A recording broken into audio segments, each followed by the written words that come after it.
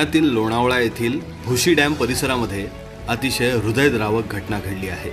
एकाच कुटुंबातील 9 जण वाहून गेली आहेत। यापैकी 3 जणांचा मृतदेह सापडला आहे, तर उर्वरित अद्यापही बेपत्ता आहेत।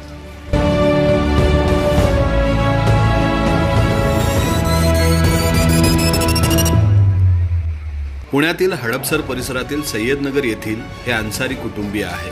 पर्यटनासाठी ते सगळे या नदीत उतरले, पण वरील परिसरामध्ये पावसाचा जोर वाढल्यानं अचानक नदीचं पाणी वाढत गेलं। यामध्ये अन्सारी कुटुंबातील 9 जण अडकली। त्यांना वाचवण्यासाठी आसपासच्या लोकांनी खूप प्रयत्न केले, पण त्यांचे प्रयत्न काही सफल झाले नाही। पाण्याचा जोर वाढतच चालला होता। सगळेच एकमेकांना धरून होते, परंतु त्यांचे प्रयत्न फार काळ सफल होऊ शकले नाही। अचानक पाण्याचा जोर आणखी वाढला आणि हे सगळेच वाहून जाऊ लागले।